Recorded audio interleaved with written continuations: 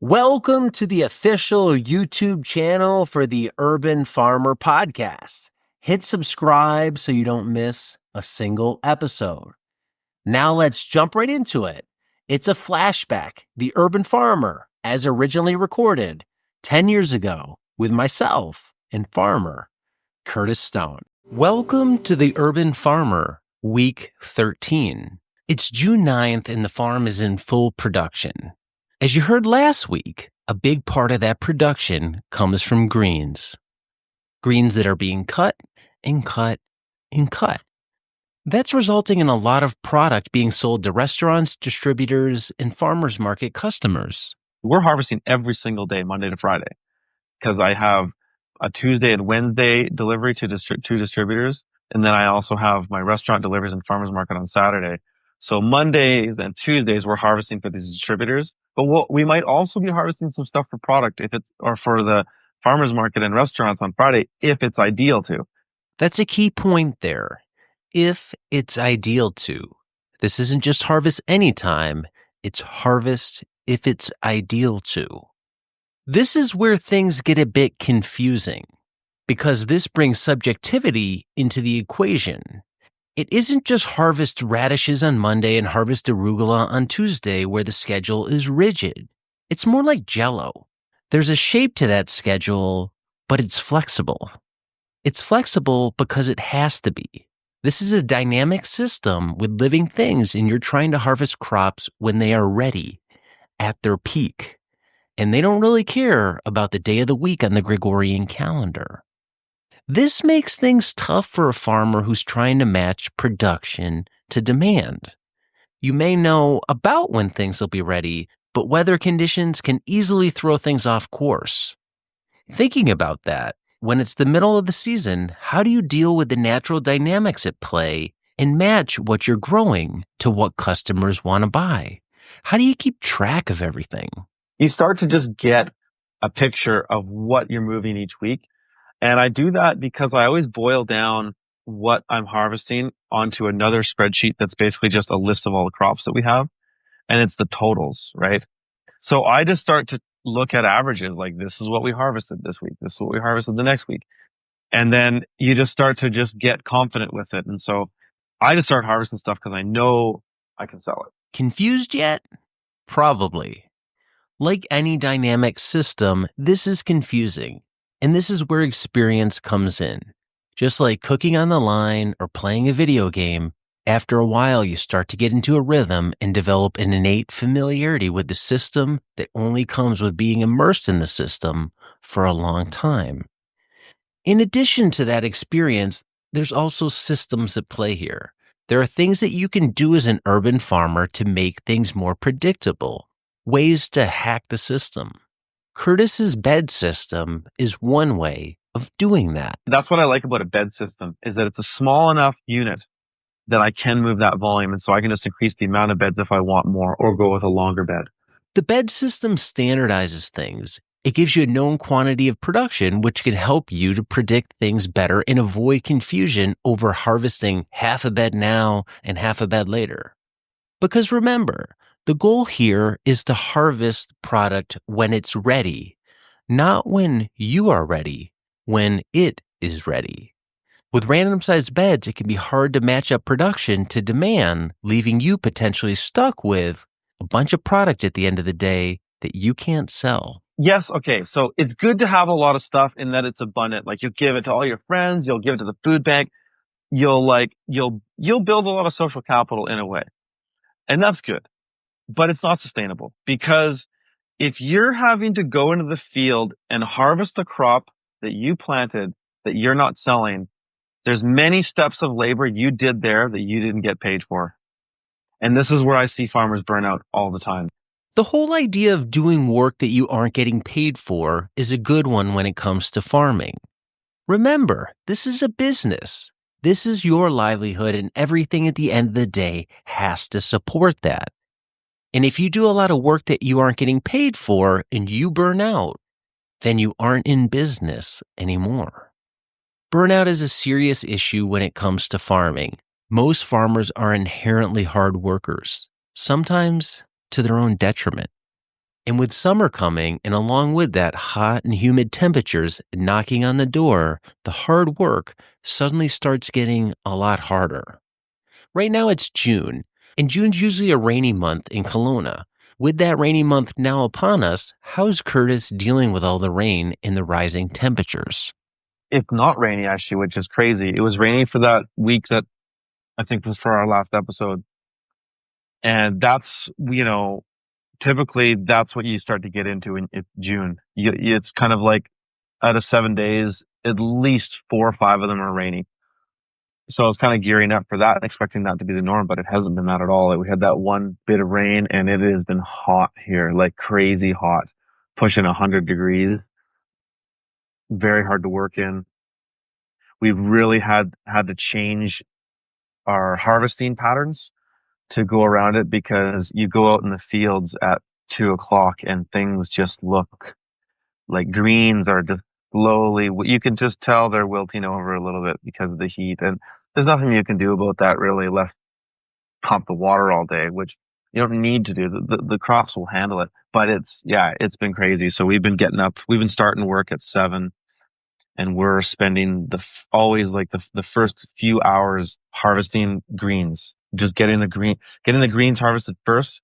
We're going to some plots and we have to harvest from 3 plots, but 2 of us will go in separate vehicles, a bike and the small truck.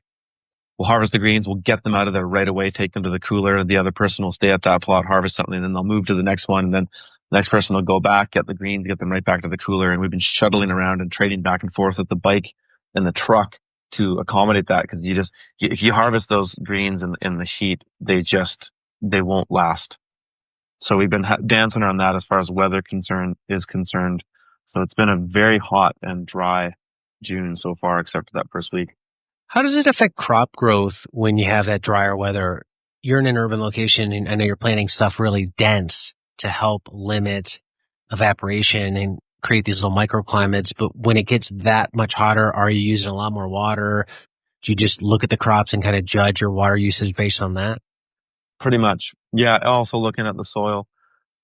The one challenge I'm finding right now with drip in this is that when you first seed a crop and you got drip on the soil is mostly bare, you really notice, whoa, that the soil's really dry, and so I'm having to hand water. So like any crop that I've direct seeded in a plot that has drip, I got to hand water it every day, at least till it gets a nice little canopy. That's at least maybe 50% of the soil coverage, and then I don't have to worry about it as much after that. But yeah, you notice it. Like, I mean, I go out into my backyard where I've got patty pan squash and zucchinis planted, and by about 4 o'clock, it's like the hottest time of the day. Things are just kind of wilting back a bit, and so I've been turning the water on mid-afternoon, like doing a quick cycle mid-afternoon, and it's on drip under landscape fabric, so it's not a waste of water per se, and that's been helping. Doing the same even on some of my greens, which is arguably a waste of water, but it's not because it keeps the crops consistent, is watering a little bit in the middle of the day when it's really hot to kind of just keep things crisp and give them a cool down. That's almost the purpose of it, is to cool the soil down a bit. So that's been working. Given that it's so hot and you're hand watering all these seedlings, do you ever try anything along the lines of like putting remay or something like that down to help stop evaporation off the soil surface or anything along those lines? Yeah, for sure. I haven't needed to so far. I've done that in the past, sort of as an experiment. And it does work. It's a little bit more maintenance to go and do that, set that up, and then you got to make sure you take it off, because when you have I found when you have remay, at least the type of remays that I've been using, it still creates a little bit of a hot microclimate, and it still does stress the crops, especially when they get to a certain point. Like at the very beginning, it's not so bad, but once they start to get an inch or two high, it starts to just get really humid in there, and that can cause problems. So I found that just watering helps basically. Also, the no-till really helps because only the top half inch or inch at the most is the part that's fluffed up. The rest of it is still nice and firm. And so once a plant gets past that top inch, so basically just after the first week of germination, its roots get down to a little bit below where there's a lot more consistent water, and then it's not a problem anymore. So it's just kind of managing things when you first plant. The only place I'm hand watering is my front yard because it's on drip. And the reason it's on drip is because it's an awkward shaped front, and overhead irrigation just makes a mess. It gets people on the sidewalk wet. So I don't like that. So I just go and hand water a couple of those beds when I need to. But all the other plots, if we direct seed something like we just did a bunch of planting yesterday and a bit today, actually, when we were harvesting, kind of stacking our tasks there. We just turn the water on right when we leave. We just put it on manual, and it'll run its full cycle and then start as normal the next day. So that's more or less how we do it. With the heat and fabric involved here, you're putting down the landscape fabric to grow a lot of your lettuce through. Have you noticed any effects of the black fabric in the heat affecting the growth of the crop? Like, is the soil getting too hot due to the fabric? No, not yet. Everything, the lettuce, it's been working fantastic with everything. Like, we've got the black biofilm with the beets, and that is a freak show, is an absolute freak show. I've never had such big beets so early in the season. It's kind of ridiculous. Like, it accelerates their growth almost too much. I'd like to use it again because it's been great for weed pressure, but next year I might even push my transplanting date back 2 weeks because it was just like I had beets that weighed like almost 2 pounds already. It's just the beginning of June, so it's kind of crazy. But it's worked well for everything else. It hasn't affected the lettuce in a negative way. That's been great. No, so far it's been fantastic. I think it probably keeps. It definitely might not keep the soil cooler. It probably makes it hotter, but there's no evaporation. So that's the thing that is great about it, is that it does keep the soil moist, and the plants seem to like it. Yeah, it's interesting because I know I've seen a couple people in some of these episodes comment like, "Hey, I've tried the landscape fabric before, and it's just created too hot of conditions for the crops." So that's why I wanted to ask that one. Well, that might be true. I mean, I'm not saying that isn't true for somebody, because it very well could be down in Southern California or a place like Florida or even Mexico. That's very possible. There is white landscape fabric though too. There is like white biofilm as well. I've seen some farmers use, so that might be the solution in that for that region. With the heat that you're facing there, it's being dealt with in two ways. The crops have to deal with it, but then you also have to deal with it as a farmer working on the heat. I know a lot of people have also expressed interest in, like, how does Curtis do this? How is he putting in all the work that he's doing, especially when it gets hot? So when it starts to get hotter, how does that affect your work scheduling in terms of how you take things on? You mentioned you harvest sooner in the day, but what else are you doing to try and make sure that you're not burning out in the heat? That's a really good question. And what it requires is scheduling. I mean, this is why I'm such an advocate for using a calendar program, like a software, whatever it is, whatever your mobile phone is. I'm a Mac user, so my calendar on my computer is synced to my phone and my iPad or whatever on my laptop computer. You got to schedule everything. So I'm always shifting things around, planning what we're going to do the next day. It just requires planning all the things that require heavy lifting or physical exertion to go early in the day, and then save the other part of the day for things like processing, work around the farmstead, cleaning, whatever, assembling orders, whatever it is, like stuff that you can do under shelter in more controlled environments.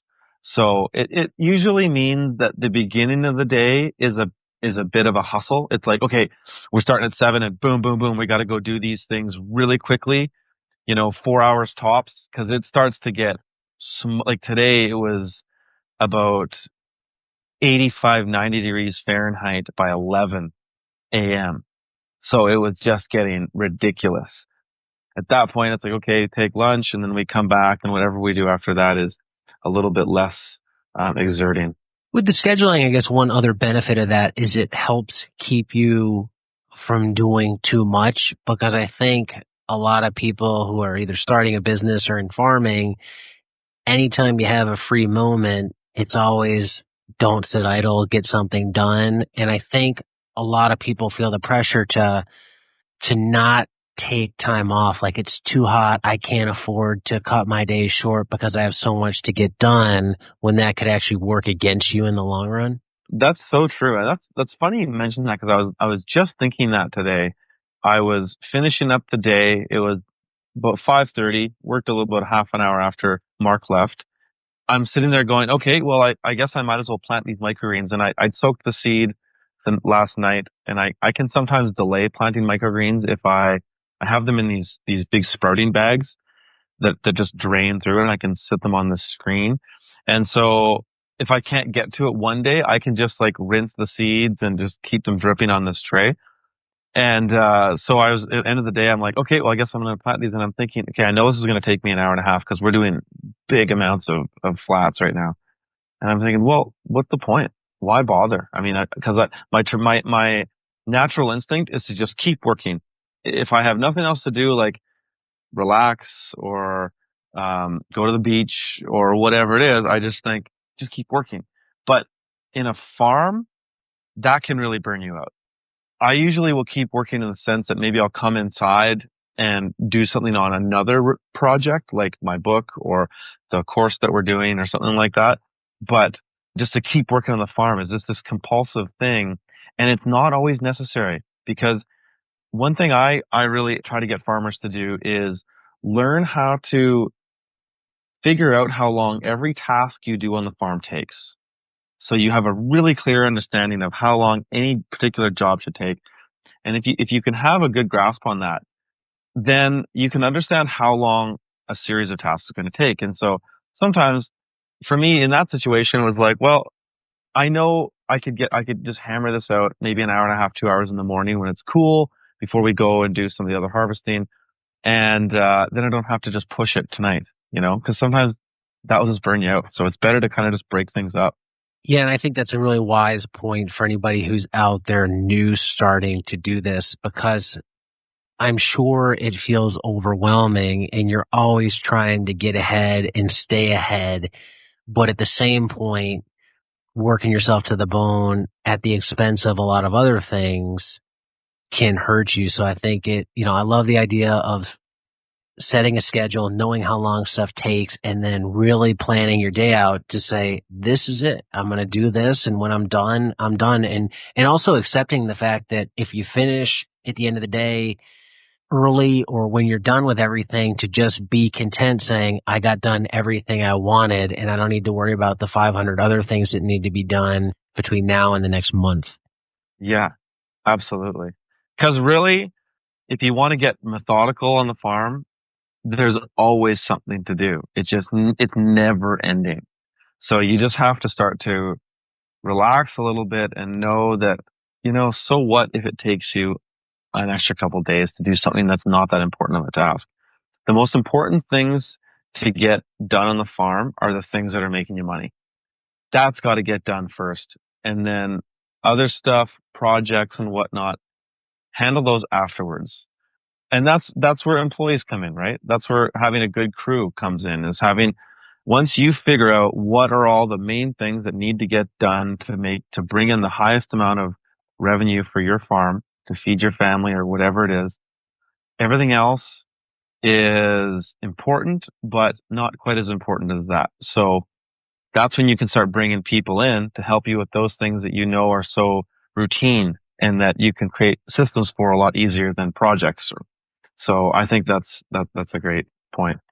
Yeah, so hit the lead domino and let everything go from there. And then, like you said, you focus on the highest skilled or most important tasks that make you money and have an employee do something else. One of the tasks that makes you money is your relationship with restaurants. So you do a lot of the interfacing there and a lot of the deliveries. I know people are always curious about this because there seems to be this mystery around restaurant sales and selling to chefs. It's not as common as farmers markets. So let's take a little bit of a look in terms of what a typical delivery day is like for you when it comes to restaurants. So say you have a delivery day tomorrow and it's only to restaurants. when you get up in the morning and you get ready to go for the delivery, how do you start that day out? Well, at that point, usually everything is harvested. We always try to have, I mean, there are some cases where you break the rules, but we don't need to go through all that now because it'll just open a can of worms.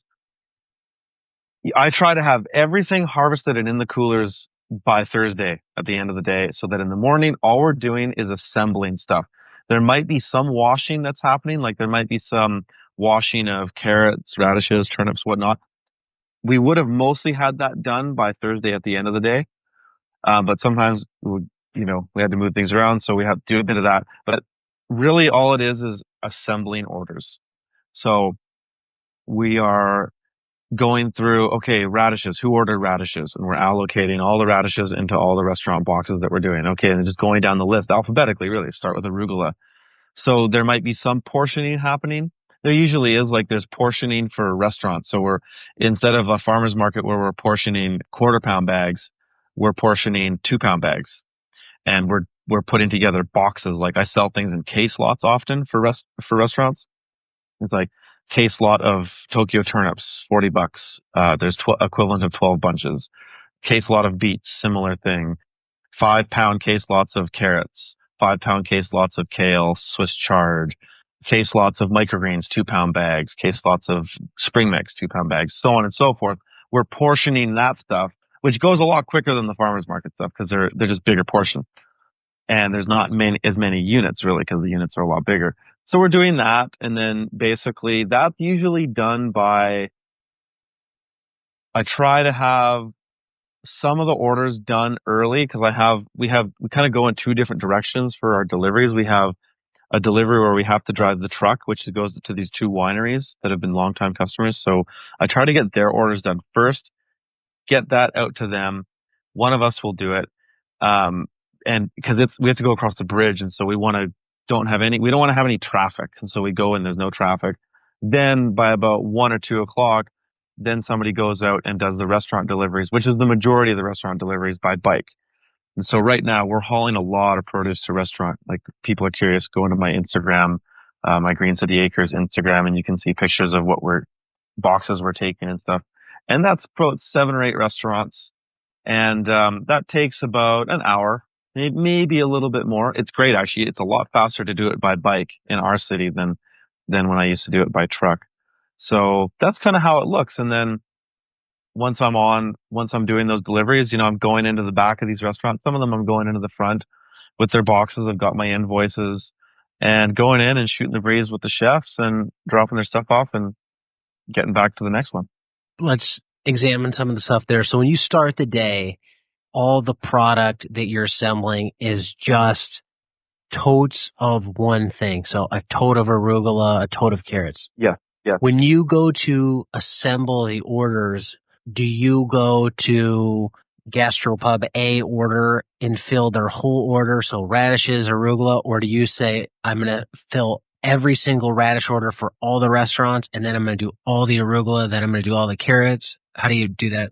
Well, yeah, so good question. First, what I do is I'll assemble all one thing. So we'll portion one thing. So I'll go through and I'll portion the arugula. I mean, it depends on how many restaurant orders I have in that day, but for the most part, I'll go and portion, and I'll usually do this with a helper. Every item in alphabetical order, put that back in the cooler, and then I'll go through and assemble from there. So because I don't want to do it, if I were to do it in the way, especially with the temperature right now, because my processing area isn't that cool. Like I've got my coolers, but it's hot, like it's shaded, but the temperature's still warm. If I leave a bag of greens out there for over an hour, it's not good. It's too hot. So we'll portion everything. Then we'll go, okay, let's do the orders. And then we'll lay out all on, like I use these wax cardboard boxes. They all come from California, like just generic California organic farms, whatever. We just get them from grocery stores. And then we'll just lay out all the boxes. I'll label them and we'll just start, okay, so-and-so's order. Boom, boom, boom. Put it together and just so on and so forth and do it that way. And then from there, we have our coolers are pretty separated. Like one cooler will be full of washed and portioned product. Like, so it's like big totes of arugula in case lot bags, big crates of cases of radishes and turnips and beets and carrots and whatnot. Then the other cooler is almost empty. And so we'll just be filling these orders and immediately throwing that order into that cooler, labeling it with a piece of tape, with a masking tape and a marker, and then filling that up. And then at that point, when we've assembled them, or as we're assembling, some people were short on. Some people might have changed their order at some point in the day, and so there's little edits that we're making on my clipboard sheet, which is just basically a print up from my spreadsheets on my computer of what all the orders are. And then I'll modify things as we're filling out the orders. So we had to short so and so 5 bunches of radishes, and we had one less case lot of this, or whatever it is. So then we assemble the orders, put them back in that cooler. Then I come back in my office, and then I make those amendments to my spreadsheet, and then I print my invoices from there. And then so I have my clipboard of invoices. Then I go and load my bike trailer, and then go and do the deliveries from there. And I'll do them in order, which is the most practical way. Just construct a efficient delivery route, basically. When is your order deadline for restaurants? Is it the night before you do your deliveries? No. The night before would be insane. That's the thing when you work with a farm, this is something that chefs who are kind of green to the field to fork scene is that they think it can just be like any of the big distributors where you can just order the night before and then the stuff shows up in a truck. Well, if you're ordering direct from a farm, it doesn't work that way because we need to have time to harvest it and actually have enough hours to do all that, because we're not just going to go out in the field to harvest your order. We're harvesting everybody else's order. So what I, on my fresh sheet that goes out every Monday morning, I have, it says on there, if you're ordering for Friday delivery, you got to have the order in by Thursday at 9 a.m. because that will give us at least enough time to get most of it harvested. What I'm doing now in the heat is like we're harvesting every single day, Monday to Friday, because I have a Tuesday and Wednesday delivery to two distributors, and then I also have my restaurant deliveries and farmers market on Saturday. So Mondays and Tuesdays we're harvesting for these distributors, but we might also be harvesting some stuff for product or for the farmers market and restaurants on Friday if it's ideal to. Because some of my plots, it's like I have one plot that's far away, so I only want to go there once a week.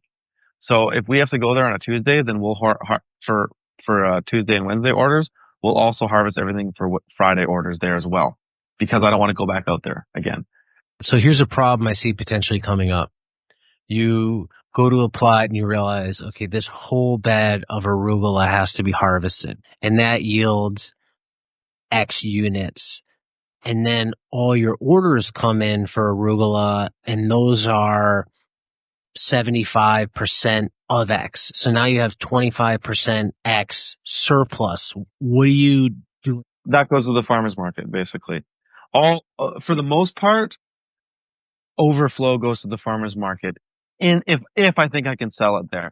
The thing is with it is, like I ask my chefs to get me their orders on Thursday morning. So there's always a couple that are late, but that's not even enough time with the amount of stuff we're producing right now, which is the highest amount of stuff I've ever produced on this size of land ever. And we're selling everything. There's no spoilage at the end of our weeks, except maybe the odd item like a Swiss chard or kale, something that's not like super big with the restaurants. I have to start harvesting on Wednesday. And I do that based on, this is what, spreadsheets are for, is I just look back and I look at averages. I look at, okay, what has this person ordered for the last 3 weeks? Okay, there's some consistency there. You start to just get a picture of what you're moving each week. And I do that because I always boil down what I'm harvesting onto another spreadsheet that's basically just a list of all the crops that we have. And it's the totals, right? So I just start to look at averages, like this is what we harvested this week. This is what we harvested the next week.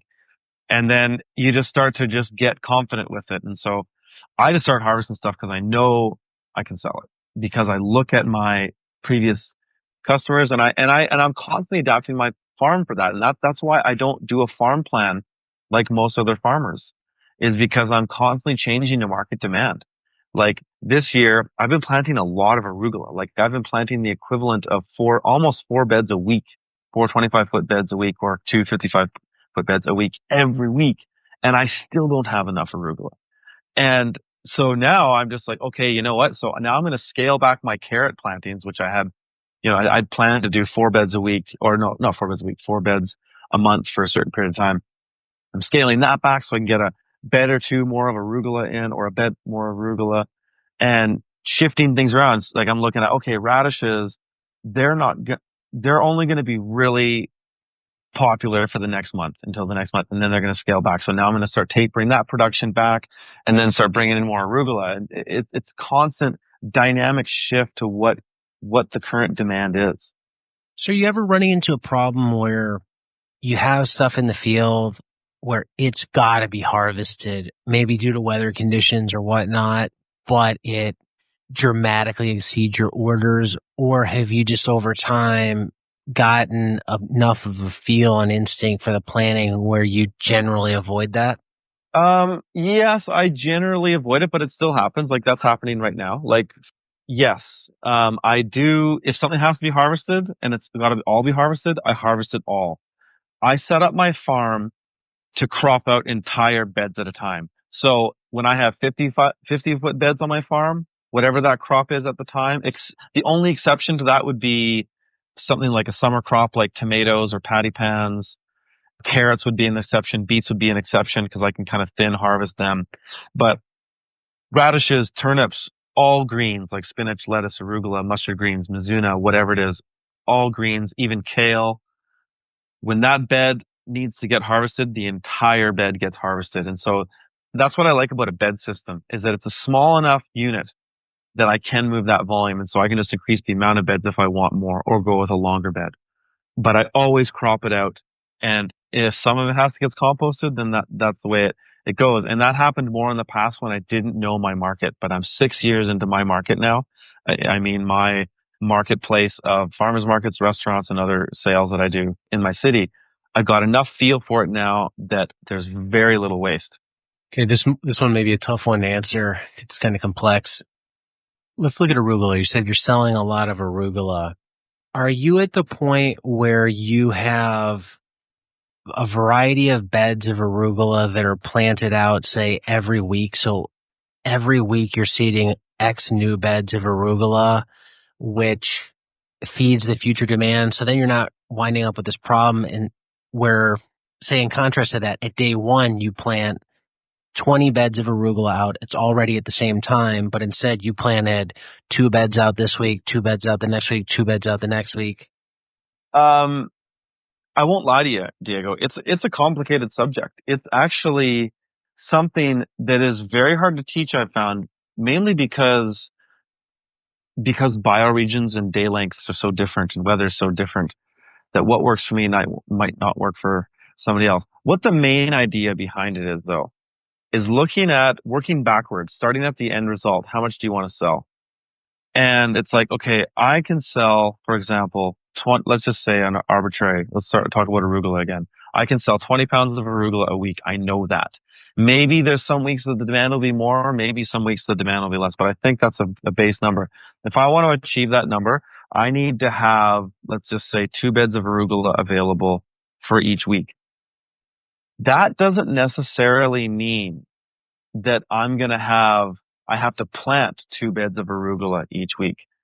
That's where it gets tricky, because you start to learn about a crop, a particular crop, and how it, especially the cut and come again crops like lettuces or any of these cut greens I do, which is the majority of my crops. How often will they come back again so that I can get another cut?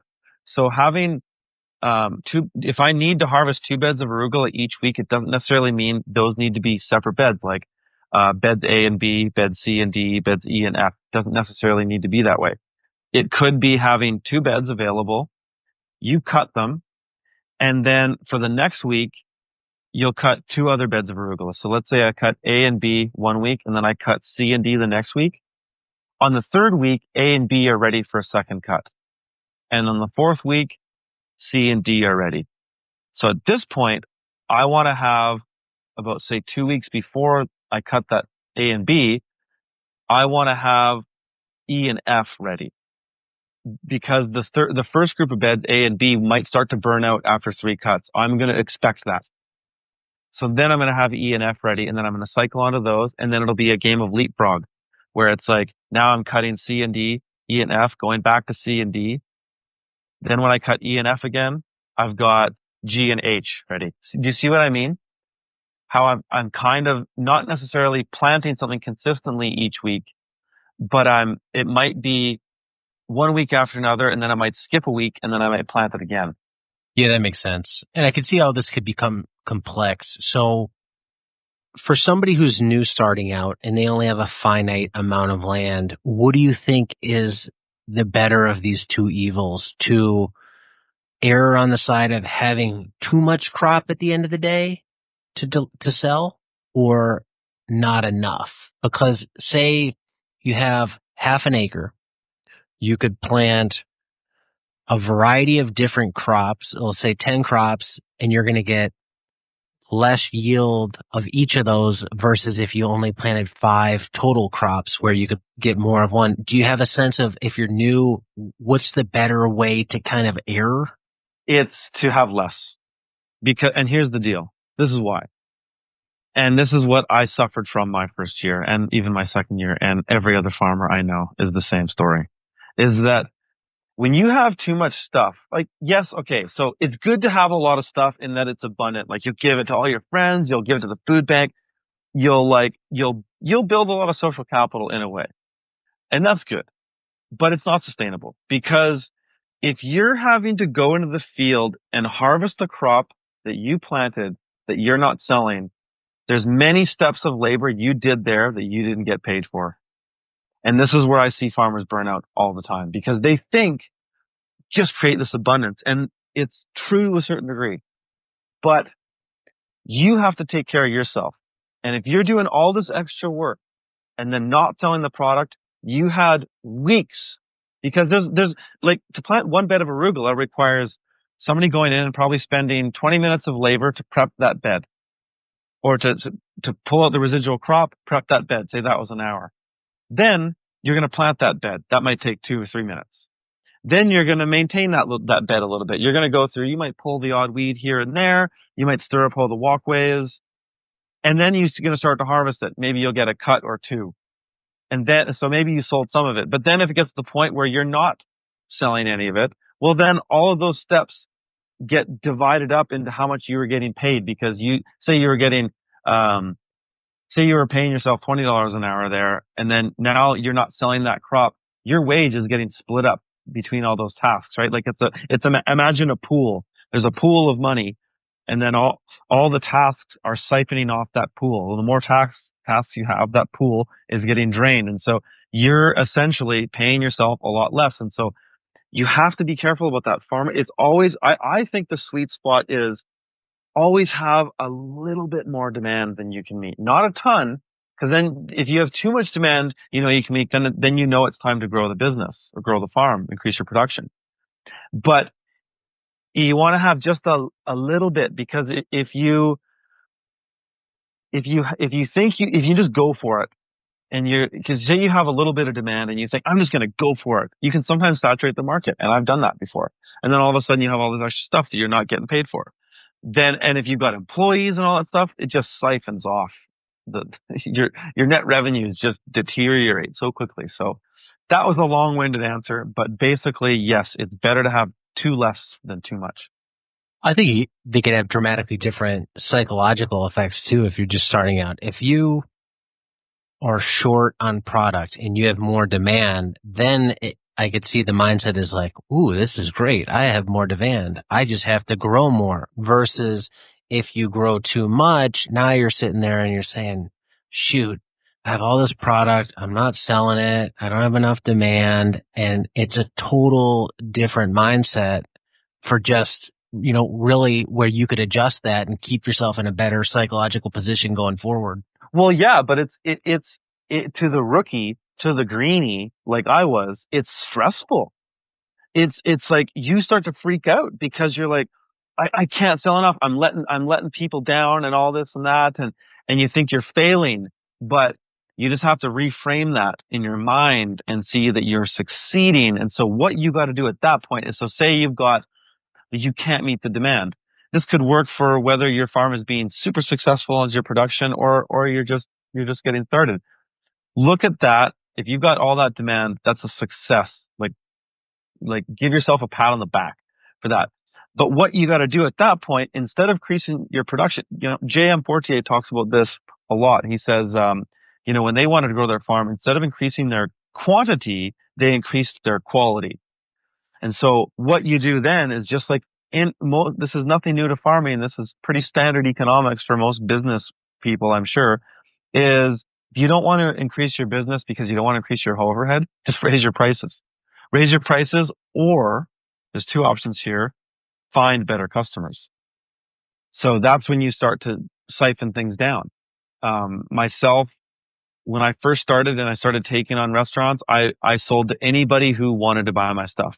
But now I don't do it that way, because there's certain things that I want to have. I'm looking for quality with restaurants. I'm looking for quality relationships. I'm looking for quality food. I'm looking for a quality brand. I'm looking for things that I believe in that are associated with my values and my what's important to me in my life. So that's what I start doing. I start filtering it down. I start working with the types of people that I would rather work with. I let go of customers, or I don't. I never had to fire a customer per se, but if somebody is just high maintenance, or they're constantly complaining, or they're not paying you, I let them go. I just don't call them anymore. I just take them off my fresh sheet. If they come to me and they're really keen and they want to buy from me, I don't say no that often, but I just put my effort on the highest yielding customers, just like, I think anybody should in their life in regards to anything. Focus on the high yield, focus on the quality. Yeah, I like that point. And for somebody who's new, this is obviously complex when it comes to greens and the crop planning and figuring out how certain crops grow, when you can cut them, how many times you can cut them. Do you think somebody who's just starting should just stick to one thing? Like, I'm just going to grow arugula and really get a feel for that, versus trying to grow arugula and kale and lettuce and red Russian kale where you're cutting it all? No, because they're all similar. Let's just say, for example, loose leaf greens as a category. I would say, to simplify it, you could just grow loose leaf greens if you have a market for it, of course. These are all densely planted greens: red Russian kale, arugula, mustards, loose leaf lettuce, spinach. You can grow those types of things because they all have the same type of dynamics. Like, you'll cut them a couple times. Some of them you'll cut more than others, but it's a similar thing. They'll grow relatively quickly in the cool time of the year, unless you're crazy hot weather. They'll work most of the season, like summer, spring, right through fall. So yeah, I would say something like that. Try that type of thing. To grow just arugula, it's not really the model. I'm not a monoculture, like I'm still a diversified farm. Yes, I do grow a smaller variety of crops. Like in previous years, I'd grown 80 different types of vegetables, even 90 one year, I think. Now I'm going 20. These are more like 20 types of products. Same the other case, 90 types of products. It's not as diversified, but it still is diversified. I don't think I could sell enough arugula if I just grew arugula. If I did, I'd probably have to pursue customers that I don't want to deal with necessarily. I'd have to go into like big grocery store chains and stuff like that. I don't want to do that. I want to sell to, for the most part, the end user, at least the chef or the market customer, or in previous years the CSA customer. Yeah, that makes sense. And kind of where I was going with that is, not necessarily just sell one thing, but, start small, get a feel for one thing, and then stack onto that just to help cut down the curve. There's a lot of good insight in this one. And again, this is all stuff you've learned over the past 5 years going into this. So I appreciate you sharing this. And one thing I want to do maybe next week is talk a little bit about more how it was like when you started, because you alluded to some things of how it was at the beginning. And I know a lot of people are listening to this saying, Well, that's how it is 5 years ago. What was it like then? So maybe next week we'll visit what it was like then. We'll talk about how in some cases I would plant an entire half of a plot one week, and then how I'd plant the entire half of the other the next week in the spring. But then they they all matured at the same time. We'll talk about how much of a nightmare that was. That's a good cliffhanger for next one. So talk to you next week. Thanks for watching this episode of The Urban Farmer. Be sure to hit subscribe so you don't miss a single episode.